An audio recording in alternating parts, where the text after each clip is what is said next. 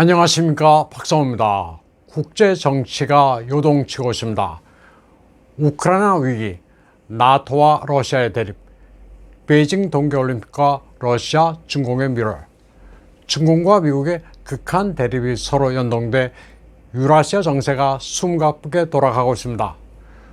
중공에 집중하는 듯하면서 러시아를 적대시하는 바이든 행정부의 의견은 러시아와 중공을 더욱 밀착시키고 있습니다.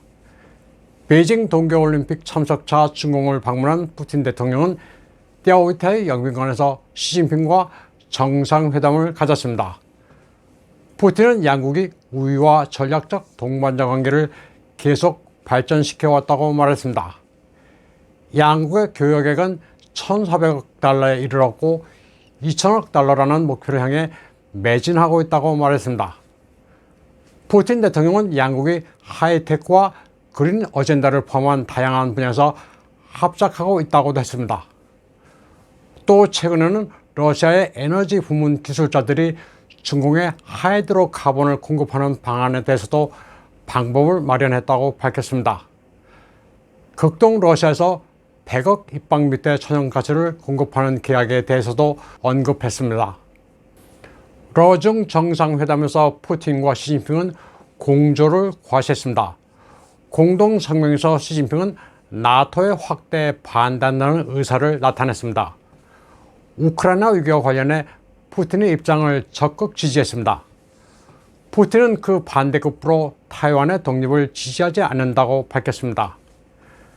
바이든 행정부가 러시아를 자극하는 바람에 타이완 해협의 위기도 높아지게 됐습니다. 하지만 베이징 동계올림픽 기간만큼은 러시아가 우크라이나를 침공할 가능성은 낮습니다. 1월 22일 블룸버그는 시진핑이 푸틴에게 동계올림픽 기간에는 우크라이나를 공격하지 말아달라고 요청했을 가능성이 있다고 보도했습니다. 푸틴 대통령은 신화통신에 기고문을 보내 러중 양국의 긴밀함을 과시했습니다. 그리고 중공과의 협력으로 유럽과 미국의 경제 제재를 견제할 것임도 밝혔습니다. 우크라이나 위기에 대처하는 푸틴은 아주 대담한 행보를 보이고 있습니다. 푸틴은 1월 24일 쿠바의 미구엘 디아스 카넬 대통령과 화상회담을 가졌습니다. 나토의 확장을 차지하라는 요구를 받아들이지 않을 경우 미국의 문턱인 쿠바에 미사일을 배치할 가능성이 높다고 서방 언론들은 분석하고 있습니다. 한편 폭스뉴스 기자는 바이든에게 푸틴 대통령의 움직임을 그저 기다리고 있느냐고 질문하자 바이든은 무슨 바보 같은 질문이냐고 중얼거렸다고 CNN이 보도했습니다. 푸틴 대통령은 베이징에서 아르헨티나의 알베르토 페르난데스 대통령과도 양자회담을 가졌습니다. 페르난데스 대통령은 푸틴에게 아르헨티나가 러시아의 남미 관문 노릇을 해줄 수 있다고 말했습니다. 또 1990년대부터 아르헨티나는 미국 의존도가 심화됐으며 이 때문에 IMF 부채도 발생했다면서 이를 개선하기 위해 노력하고 있다고 밝혔습니다. 그리고 미국과 IMF에 대한 의존도를 낮추기 위해 러시아와 협력하고 싶다는 뜻을 밝혔습니다. 러시아는 벨라루시와 연합 군사훈련을 벌이면서 우크라이나에 대한 압박의 강도를 높이고 있습니다. 미국이 동유럽에 3천 병력을 배치한다고 발표하자 러시아는 벨라루시에 수호이 25 SM 지상 공격기를 배치했습니다. 수호이 25 SM은 미국의 A-10에 해당하는 탱크 킬러입니다. 뿐만 아니라 S-400 트리움프 방공미사일 부대도 벨라루시에 전진 배치했습니다. S-400은 최대 사거리 400km, 레이더 탐지거리 700km의 마하 12의 속도로 나는 미사일입니다. 저고도 순항미사일과 미군의 B-2 폭격기, F-35 스텔스 전투기에도 위협적인 무기로 러시아판 사드라 불리기도 합니다. 세르게이 쇼이구 러시아 국방부장은 벨라루시에서 벌이고 있는 연합 군사훈련을 참관했습니다. 지상 근접 지원기 수호이 25와 다련장 로켓, T-80, T-90 전차, BMP 보병 전투차, 지뢰 개척 장비, 전투 헬기 등 다양한 무기를 동원한 대규모 공지 합동 훈련이었습니다. 러시아는 북쪽에서 벨라루시, 북동쪽에서 우크라이나 국경, 동쪽에서 돈바스 인근, 남쪽에서는 크림 반도에서 우크라이나를 강하게 압박하고 있습니다. 만약 전쟁이 발발하면 며칠 내로 우크라이나군을 괴멸시킬 태세입니다. 나토는 에스토니아, 라트비아, 리투아니아, 폴란드, 루마니아의 전력을 증강하고 있습니다. 미군이 증파되는 국가도 이들 국가 위주입니다. 나토의 균열은 심각합니다. 메르켈의 친러 친중 노선을 승계하고 있는 독일은 우크라이나에 대한 군수 물자 지원에서 발을 빼고 있습니다. 헬멧 5,000개만 지원한다고 밝혔을 뿐입니다. 2021년 12월 초 영국 외교부장 리즈 트러스가 에스토니아에서 나토 배속 영국 군전차 챌린저2에 올라탄 장면입니다. 철의 여인 마가렛 대차가 1986년 서독을 방문해 시프틴 전차에 오른 유명한 장면을 그대로 따라한 겁니다. 러시아에 맞서 우크라이나를 지키겠다는 푸틴에게 보내는 일종의 제스처였습니다. 나토 회원국 가운데 그나마 우크라이나에 대전차 미사일을 지원하고 있는 나라는 영국과 미국뿐입니다. 에스토니아의 영국군, 라트비아의 캐나다군, 리투아니아의 독일군, 폴란드의 미군, 영국군 위주로 전개되어 있습니다. 하지만 진짜 위기가 닥쳤을 때 나토 회원국 가운데 우크라이나에 출병할 가능성은 미지수입니다. 아직까지 그 정도의 결심을 밝힌 나라는 없습니다. 결정적으로 우크라이나는 나토 회원국이 아니기 때문에 무력 시위만 할 뿐 적극 개입하기는 무리입니다. 푸틴은 중공을 방문하기에 앞서 모스크바에서 빅토르 오르반 헝가리 총리와 정상회담을 가졌습니다.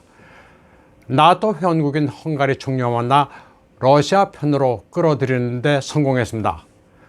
빅토르 오르반 총리는 푸틴과의 회담에서 향후 15년 동안 러시아산 천연가스를 저렴하게 도입하기로 했습니다. 러시아 EU 간 관계가 험악해지면서 에너지 가격이 치솟자 러시아와의 협력을 강화하기로 한 겁니다. EU와 나토가 러시아를 최대 안보 위협으로 간주하고 있는 가운데 푸틴은 나토의 심장부를 성공적으로 저격했습니다. 오르반 총리는 나토의 확장을 멈추라고 말하는 푸틴과 함께 나란히 기자회견장에 서기도 했습니다. 오르반 총리는 EU의 단체 행동에 참여하기보다는 개별 국가의 주권을 더 중시하는 지도자입니다.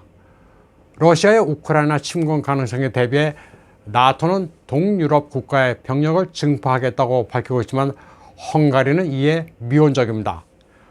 헝가리 국방부장 티보로 벤코는 나토의 자국 파병을 원하지 않는다고 밝혔습니다. 물론 헝가리 국내에서는 6개 야당이 4월 대선을 앞두고 오르반의 친러시아 움직임을 거세게 비난하고 있지만 오르반은 이에 아랑곳하지 않고 있습니다. 오르반은 이후의 러시아 제재가 모스크바보다는 부다페스트에 대한 피해가 더 막급하다면서 서방 측의 제재는 성공하지 못할 거라고도 말했습니다. 러시아와의 교역에서 헝가리는 피해를 입고 있다면서 우크라이나 문제의 외교적 해결도 주문했습니다. 참고로 헝가리의 빅토르 오르반 총리는 자국 출신인 조지 소로스의 흔적을 지워버린 반글로벌리스트 민족주의자입니다. 한편 2월 1일 조지 소로스는 시진핑을 열린 사회가 직면하고 있는 최대 위협이라고 맹비난했습니다. 그는 후보 연구소 회의의 패널로 등장해 2022년은 세계사의 중요한 시점이라면서 이렇게 말했습니다. 그는 세계에서 가장 강력한 전체주의 국가 중공이 1936년에 나치 독일이 올림픽을 치른 것처럼 동계올림픽을 개최해 선전전의 승리를 노리고 있다고 말했습니다. 조지 소로스는 2022년에 있을 유럽 각국의 대선과 우크라이나를 노리고 있는 푸틴을 언급하면서 이런 요소들이 유럽의 미래 운명을 결정한다고 말했습니다. 또 시진핑이 3년임을 노리고 있으며 미국도 11월에 중간선거를 앞두고 있다고 했습니다. 소로스는 바이든이 대체적으로 올바른 정책을 취하고 있다면서 중공이 타이완을 침략할 경우 어커스 동맹에 맞닥뜨리게 될 것이라고 말했습니다. 하지만 그럼에도 불구하고 시진핑은 필요하면 무력으로 타이완을 침공할 태세라고 말했습니다. 소로스는 또 자신이 정치적 자선 사업을 시작하면 1980년대만 하더라도 미국의 우위는 확실했지만 이제 더 이상 그렇지 않다면서 미국의 단극 시스템이 시들어가고 있음을 시인했습니다. 소로스는 시진핑이 중국 공산당 역사를 재해석하면서 3연임을 획책하고 있다고 비난했습니다. 그리고 중공의 부동산, 베이징 동계올림픽, 방역 정책에 전체주의적 요소가 있다면서 체제 내의 반대도 매우 강하다고 말했습니다. 그는 또 시진핑이 국내에서 덜 포갑적이고 대외적으로는 평화를 추구하는 누군가에 의해 대체되기를 희망한다고 밝혔습니다. 소로스의 이 같은 발언은 바이든 행정부 측에 발표된 더 긴 전문, 더 롱거 텔레그램의 요지와 일치합니다. 중국 공산당은 그대로 존속시키되 시진핑 체제만 갈아치우면 된다는 내용입니다.